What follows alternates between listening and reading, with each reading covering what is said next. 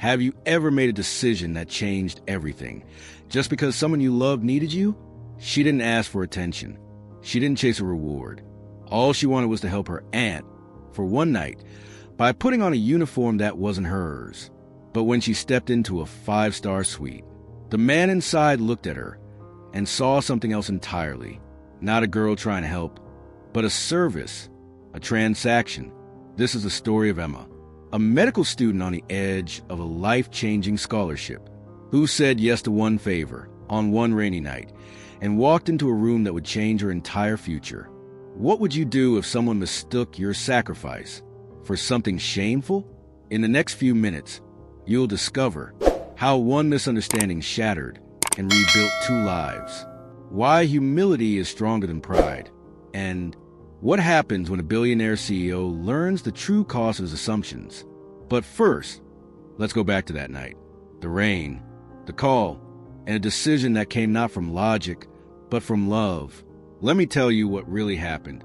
The rain didn't just fall that night. It pounded. Each drop hitting the tin roof of Emma's tiny apartment felt like a countdown. Tick, tick, tick. Not just toward midnight, but toward the scholarship interview that could change her life. Emma sat hunched over borrowed textbooks, their corners worn soft from years of second-hand use. A flickering desk lamp cast shifting shadows on pages she'd read too many times. She wasn't just studying for school, she was studying for survival. Because for Emma, medical school wasn't a dream. It was a promise she'd made to her parents before the accident, and a promise she whispered to her Aunt Lily.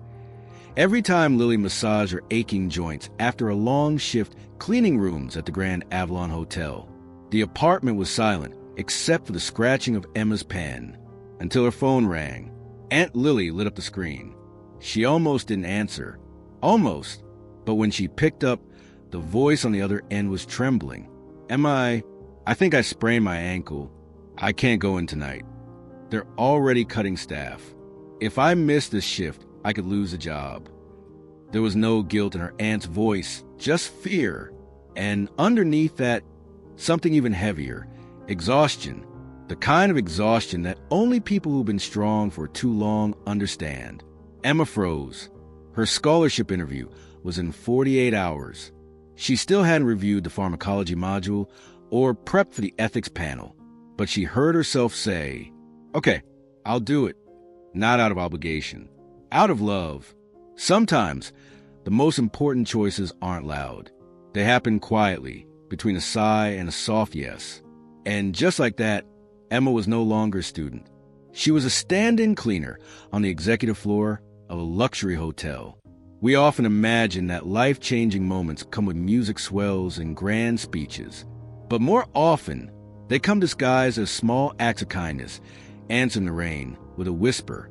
As Emma zipped up the oversized uniform and stepped into the storm with a borrowed umbrella, she had no idea that on the other side of that hotel door, someone was waiting, not for a cleaner, not for a student, but for something he didn't even know he needed. Let's follow her into the world of gold carpets, locked elevators, and the most dangerous suite of all, the one where you're misunderstood from the moment you walk in. The cleaning uniform hung behind the door, just like her aunt said. It smelled faintly of lemon detergent and lavender balm, Lily's signature. But when Emma slipped it on, it sagged at the shoulders, bunched at the waist. Too big, too used, too not hers. She caught her reflection in the mirror and paused. Gone was the white coat she dreamed of wearing one day. In its place, a worn navy polo, faded by time and bleach. The ID badge clipped to her chest read, Lily Mendes, a name she loved, but one that didn't belong to her. Just clean a few rooms. Just tonight. Then go home. That was the plan. But nothing felt simple as she stood at the back entrance of the Grand Avalon. Rain dripped from her umbrella onto the concrete. In front of her towered a glass and gold monument to a world she'd only seen on TV. She wasn't just stepping into a building. She was stepping into another universe. Inside, everything gleamed. The air was cool and smelled like citrus and polish. Even the staff hallway felt more expensive than her entire apartment. A clipboard-wielding supervisor looked her over once, then looked past her. "You're late." Executive floor, 10th and 16th. VIPs returned early. Be thorough. He didn't ask her name. He didn't even look her in the eye. And in that moment, Emma understood something. You don't have to be invisible to feel unseen. As she pushed the cleaning cart into the service elevator, her hands trembled slightly. She had memorized her aunt's stories. Which rooms to clean first, how to line the toiletries, how to fold the towels just right. But knowing a routine isn't the same as living inside it. This wasn't her world. Not the gold-stitched carpets. Not the silence soaked in money. Not the doors that open with a soft beep instead of a key. There are moments in life when you find yourself in a space that seems built to remind you that you don't belong. Not because anyone says it directly, but because everything about it whispers, "You're not one of us." Fitting in is not about clothes or access cards. It's about feeling like your presence isn't an inconvenience. And tonight, Emma didn't feel like a person. She felt like a placeholder. But she held her chin up, remembered her aunt's gentle instructions, and stepped out onto the 10th floor, not knowing that the next elevator ride, up to the 16th, would take her not just to another room, but into the arms of a misunderstanding that would shake the very foundation of two lives. Let's go there, to the suite that wasn't hers, and the man who never expected her to walk through that door. The elevator doors slid open with a whisper. Emma stepped onto the 10th floor, and for a moment, just a second, she forgot how to breathe. The hallway stretched out like something from a movie. Plush navy carpeting kissed the soles of her worn sneakers. Gold-trimmed crystal sconces cast soft light over creamy walls. And each door, massive, polished, numbered in gold, still like a gate to another world. It was too quiet. The kind of quiet money buys, not peaceful, but watchful, as if even the walls had standards. Emma gripped the handle of the cleaning cart tighter. "Room 1501, she whispered to herself. "Unoccupied. Start there." She swiped the key card and entered. Inside, the room was breathtaking. Marble floors gleamed beneath her feet. Fresh lilies in a crystal vase filled the air with fragrance. Silk drapes swayed slightly with the rhythm of the storm outside. She paused, not to admire, but to center herself. Because in a space like this, even the dust felt expensive. One mistake, and her aunt could lose everything. She moved with quiet care. Trash emptied, towels replaced, toiletries aligned. Emma cleaned the way a surgeon prepares for an operation. Methodically, precisely, with deep respect for process. Every detail mattered. The tissues had to be pulled 1 inch out of the box. The hand soaps turned forward. The toilet paper folded into a neat triangle. She had learned it all through dinner table stories. Her aunt never complained, but she did teach. And tonight, those stories were Emma's only guide. Yet behind every folded towel, every polished glass, Emma's heart pounded. What if they check the staff list? What if someone notices I'm not Lily? What if this ruins her job and my future? It wasn't fear of being caught. It was fear of being the reason someone she loved lost everything. There are moments when you're not afraid of failure for yourself, but for what your failure might cost someone else. And that weight, it's heavier than fear. It's love wearing a disguise. Responsibility doesn't always come with a title. Sometimes it comes with a borrowed uniform, shaky hands, and a heart that won't stop racing. Emma finished room 1501 in silence. Everything in its place. Nothing left behind.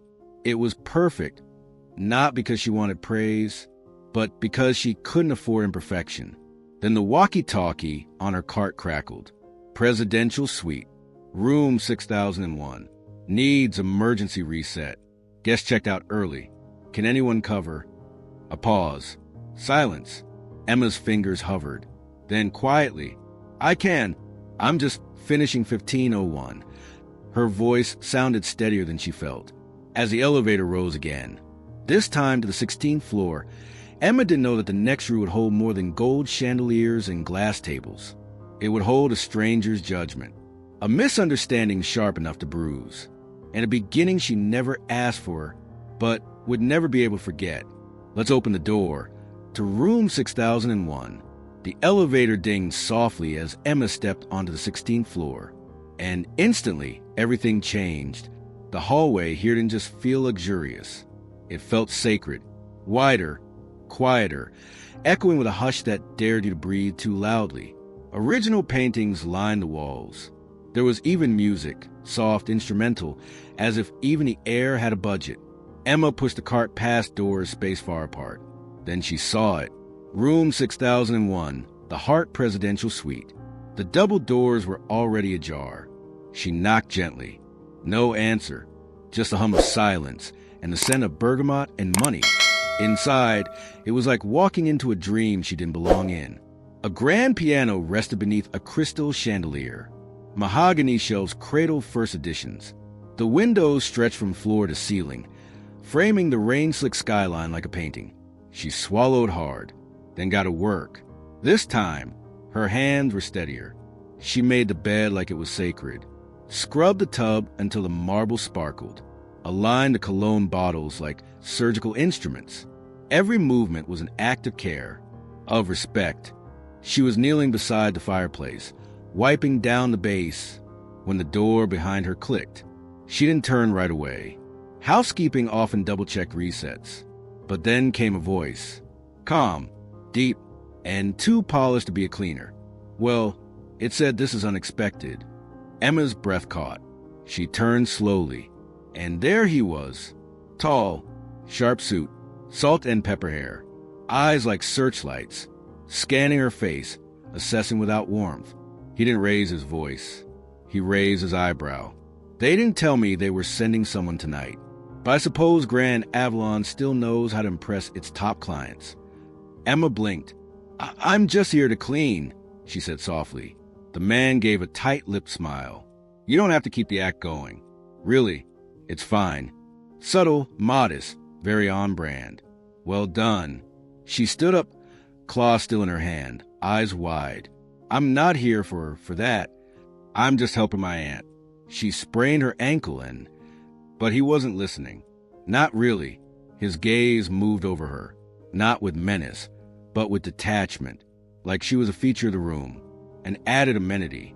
"They've sent girls before," he said lightly, "but you're different, more innocent, even." That's when her voice cracked. "I'm not for sale." The words weren't loud, but they hit like thunder in the hush of that suite. He blinked, and for a second, just a flicker, he looked confused. "Wait, you're serious?" She stepped back, eyes glistening. "You think just because I'm in this room, in this uniform, that I'm something you can unwrap?" Her throat tightened. Her heart broke. Quietly, without ceremony. Then she turned. She didn't grab the cart. Didn't even take the badge. She just walked out. Sometimes, it's not the words that hurt most. It's the assumption behind them. The quiet verdict that someone casts over you without ever asking who you are. Dignity doesn't shout. It walks out the door, head high, hands shaking, eyes full. And that's exactly what Emma did. Behind her, the suite fell into stunned silence. And inside it, a man who prided himself on never being wrong was about to replay that conversation over and over in his mind until the truth, her truth, started to break through. Let's go there now. To the moment the badge hit the floor, and something in Alexander Hart finally cracked open. The suite was silent after she left, but it wasn't the peaceful kind of silence. It was the kind that lingers, heavy, uncomfortable, full of questions no one wants to ask out loud. Alexander Hart stood still for a long moment, phone still in hand, thoughts louder than the rain outside. He turned, slowly, toward the cart she'd abandoned. The cloth was still damp, the bottles still aligned, and there, lying face down on carpet, was a staff ID badge. He picked it up. Lily Mendes. Not Emma. The name didn't match the face.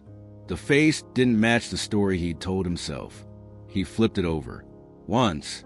Then again. As if it might say something different the second time. But it didn't. And that was the moment it hit him. Not just that he had been wrong, but that he had been cruel. Not intentionally. Not loudly. But casually. And sometimes that's worse. There's a particular kind of guilt that comes not from what we say, but from how little we choose to understand before we speak. Alexander wasn't used to feeling uncertain. He was a man of systems, schedules, predictable outcomes. But tonight, none of those things helped him explain what had just happened. So he did something he rarely did. He reviewed the hotel footage, not out of paranoia, but out of a gnawing feeling in his gut that he had just hurt someone who never intended to be seen at all. And what he saw confirmed it all. The girl wasn't seducing. She wasn't hesitating or performing.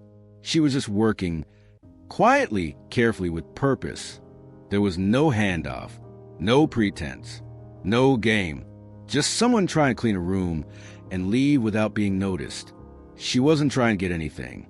She was trying to protect someone else's job, and he had reduced her to a service. It's easy to dehumanize people when you're used to being served. But real power isn't in status or wealth. It's in how we treat those we believe can do nothing for us. That night, Alexander Hart couldn't sleep. He paced. He read the file on Lily Mendes. 7 years of spotless work. One dependent listed. Emma Mendes, a girl who was not on staff, but who showed more care in 20 minutes than some employees did in years. He saw her again in his mind. Tears in her eyes, voice trembling but firm. I'm not for sale. And this time he believed her. At dawn, he picked up the phone. Not call legal. Not to bury what happened, but to fix it. Or at least try. Because when guilt turns into clarity, it demands more than apology. It demands action. Let's follow him now. Away from the suite, away from the polished floors. To the other side of the city, where Lavender fills a small apartment. And an aunt still thinks her niece made it home safely last night. The next morning, Alexander Hart didn't step into a boardroom. He stepped into a hallway that smelled faintly of boiled vegetables and lavender ointment. The kind of hallway no one ever photographs. No floor-to-ceiling windows. No polished brass. Just chipped paint and lives lived quietly behind closed doors. He checked the number again. 3B. Then he knocked. It took a moment before the door creaked open. A woman in her late 50s peeked out, leaning on a cane. Her eyes were wary until they recognized his face from news articles and business magazines. "Mr. Hart?" she asked, voice hoarse with surprise. "Yes," he said gently. "You must be Ms. Mendes." She blinked, then slowly opened the door wider. "Come in, but forgive the mess. I'm still nursing this ankle." The apartment was modest. A worn sofa sat in the middle of the room, surrounded by half-read medical books, tea mugs, and a crocheted blanket folded with care. It wasn't much, but it felt real. Emma had grown up here, studied here, laid the bricks of her future between lavender air and hand-me-down furniture. Alexander sat quietly, unsure where to begin. "I know why you're here," Lily said softly, lowering herself onto the couch. "You figured out it wasn't me cleaning last night." He nodded. "Emma," he said, "she was trying to protect you." Lily exhaled. "She begged me not to tell anyone. Said if they found out, I'd lose my job. She thought she could just clean the rooms. No one would notice and get out." She looked down at her hands. But someone did. The things people do out of love aren't always loud. Sometimes they look like small, quiet compromises. Putting on a uniform that's not yours. Carrying someone else's burden just for one night. "She hasn't stopped crying since," Lily continued. "She thinks she ruined everything." Alexander remained silent. His eyes shifted to the coffee table. On it sat a stack of scholarship forms, lecture notes, and a photograph of Emma in a borrowed lab coat. Suddenly, the picture was fuller. Not just a girl in a hotel room, but a life stretched thin by responsibility, compassion, and sacrifice. We often judge people by the chapter we walk on, but every life is a story, and some stories are written with far more courage than ink. Alexander stood, his voice quieter now. "May I speak with her?" Lily studied him for a moment, then nodded slowly. "She volunteers at the university clinic. Med Building, room 213. You won't miss her." That afternoon, Alexander found himself on a campus full of rushing students and half-drunk coffee cups. He didn't belong there, but he wasn't there to belong. He was there to make things right, not with money, not with charm, but with something far rarer, a sincere apology. And Emma? She had no idea the man she left standing in a suite of silence was now about to find her in a room filled with healing hands, white coats, and quiet hope. Let's go there next. To room 213. The university clinic was quiet that afternoon. Students and scrubs moved through narrow halls, their arms full of charts and hope. Inside room 213, Emma sat at a desk, sorting tiny boxes of sample medication. Her hair was pulled back, her lab coat slightly too big, but her movements, measured and careful, made her look older than her years. She didn't see him at first, until he knocked gently on the doorframe. She looked up and froze. Alexander Hart, in a gray coat, out of place in the sea of students and sanitizer. What are you doing here? Her voice wasn't angry, just small, guarded, like someone bracing for another wrong assumption. He stepped in slowly, not wanting to take up too much space. I came to apologize. She stood uncertain, her hands resting on the edge of the desk. If you're here to report me or my aunt. I'm not, he cut in softly. I would never. He looked down, gathering himself, then met her eyes.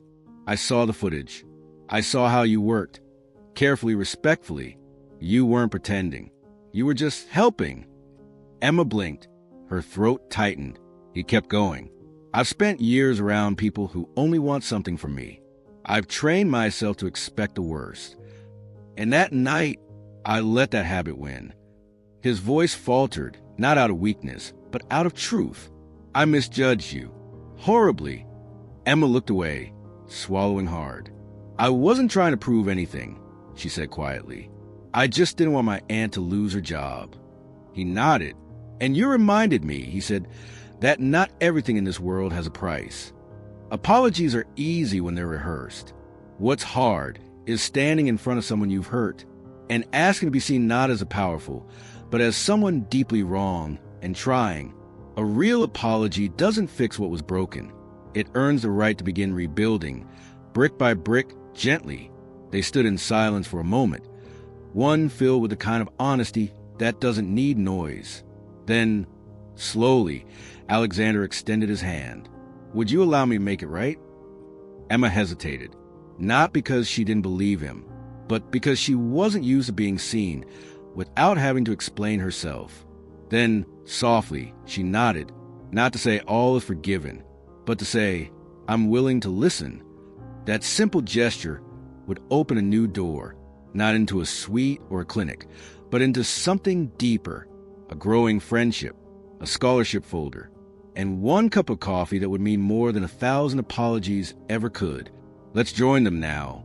At a quiet cafe where the chairs creak, the coffee's too strong, and the conversation is about to change everything. The next time they met, it wasn't a hotel suite or a clinic. It was at a small cafe near campus, Emma's favorite. The chairs creaked. The coffee was too strong, but the sunlight through the windows made everything feel warmer than it should.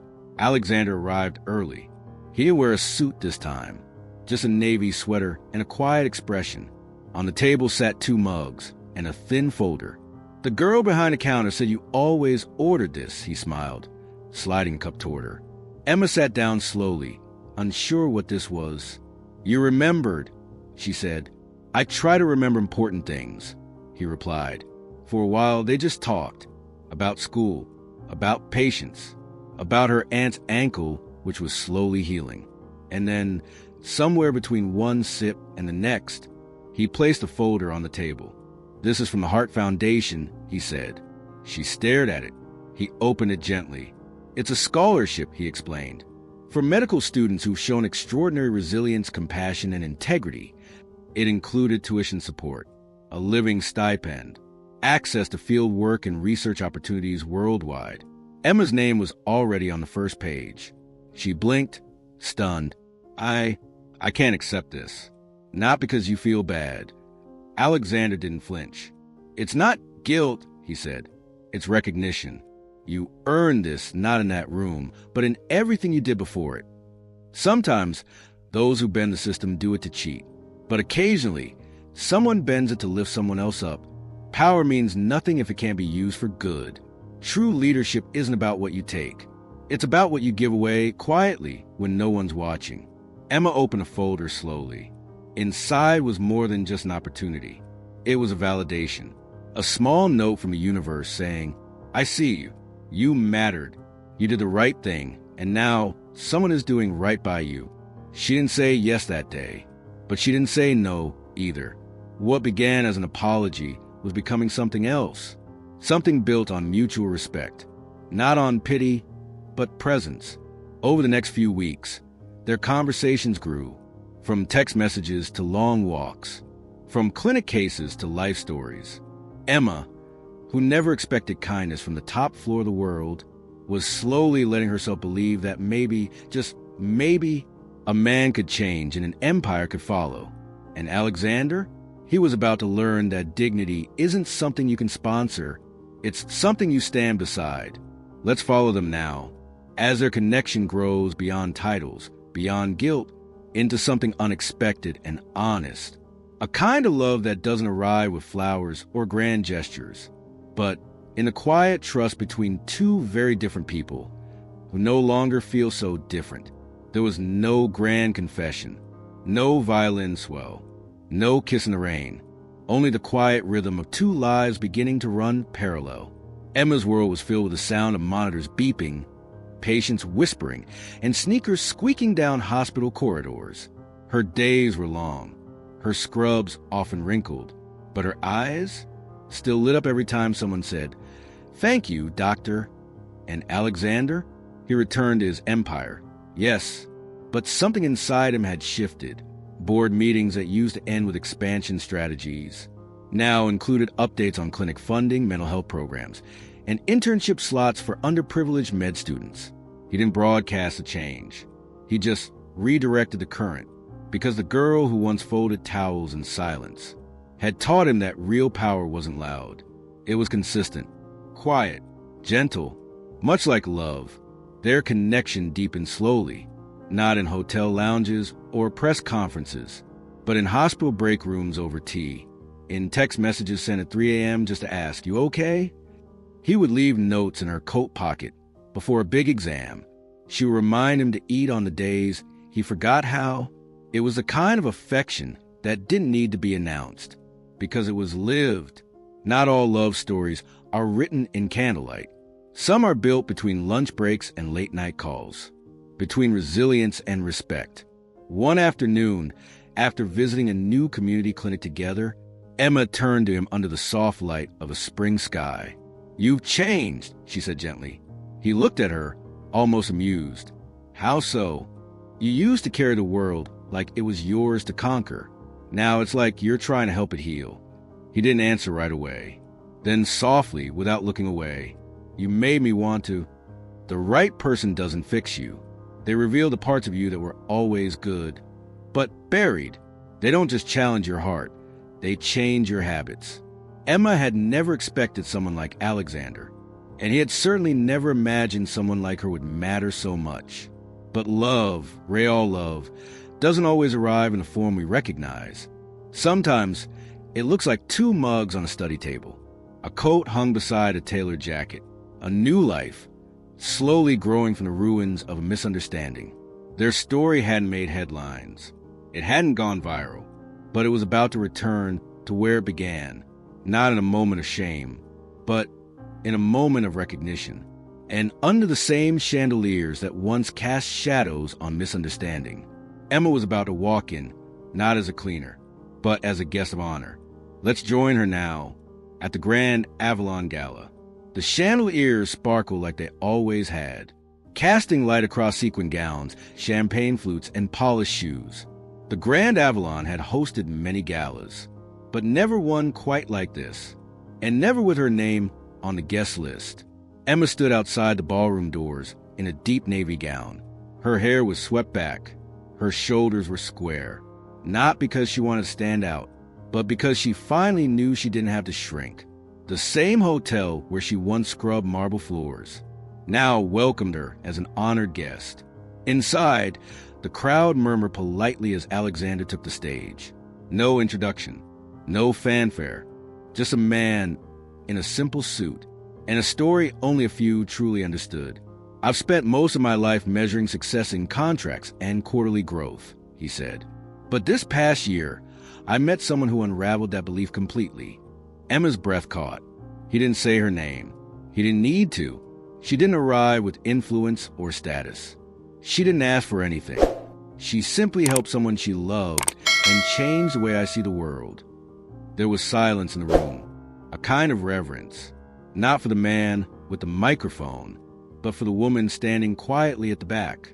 When the applause faded, Emma stepped outside. The balcony overlooked the city skyline, soft with night lights. The same skyline she had once seen through the window of a suite, when she felt like nothing more than an intruder. Now it felt different. Behind her, a familiar voice. Emma. She turned. Alexander stood there, not as a CEO or a savior, but simply as a man holding something vulnerable in his chest. I meant every word, he said gently. She nodded, still unsure what to say. Then he smiled just a little, uncertain for the first time. You know, I've negotiated billion-dollar mergers, sat across from presidents, but nothing has made me more nervous than this moment. Emma blinked, her lips curved softly. Why? She whispered. His answer came without pause. Because what I feel for you isn't calculated. It's not strategic. It's terrifyingly real. He stepped closer, not imposing, just present. I used to think I understood people. Then you walked into that suite, not to impress, but simply to help someone you love. His voice grew quieter. And I've loved you ever since. Emma didn't speak, not because she didn't feel it, but because sometimes words aren't the point. She reached for his hand, not in flourish, not in drama, but with gentleness, like a leaf floating onto still water. Some people say love arrives like lightning, but for many of us, it arrives like this, in the quiet moments after the hurt, when someone chooses to stay. True love isn't loud. It doesn't beg to be seen. It simply shows up again and again until you realize it's already home. They stood there together on that balcony, not needing to promise anything more than what was already understood. A yes that didn't need to be spoken, just held. Their story didn't end there, because real stories, the ones we're telling, never really end. They keep unfolding, in coffee mugs and clinic shifts, in quiet dinners and loud laughter, in a home filled not with chandeliers, but with light. Let's close this chapter now and look at what came after. A year later, a hospital ribbon, and a truth spoken into a microphone. That had nothing to do with success, and everything to do with worth. Not every act of kindness gets noticed. Not every misunderstanding ends with healing. And not every power figure chooses to bend when they realize they were wrong. But sometimes, just sometimes, a borrowed uniform, a cracked voice, and a heart full of quiet courage can soften even the sharpest walls. Emma didn't ask for love. She didn't ask for recognition. She just wanted to help someone she loved. And in doing so, she changed her own life and a man's entire world. Sparkles a lesson? You never know who you're inspiring just by being decent. And sometimes the most powerful thing you can offer isn't perfection. It's presence. It's grace under pressure. It's choosing what's right, even when no one is watching. Thank you for staying with us through the story. If it touched your heart, if it reminded you of the quiet strength we all carry, then that's exactly why we're here. At Mr. Michael Stories, we believe in telling stories that move you, not just for views, but for meaning. Speech balloon, so tell us, what part of this story stayed with you the most? Drop a comment. We read every one. And if you haven't yet, backhand index point right, don't forget to like, share, and subscribe to Mr. Michael Stories for more soul-stirring journeys just like this one. Because sometimes one simple story is all it takes to see the world a little differently. We'll see you in the next one.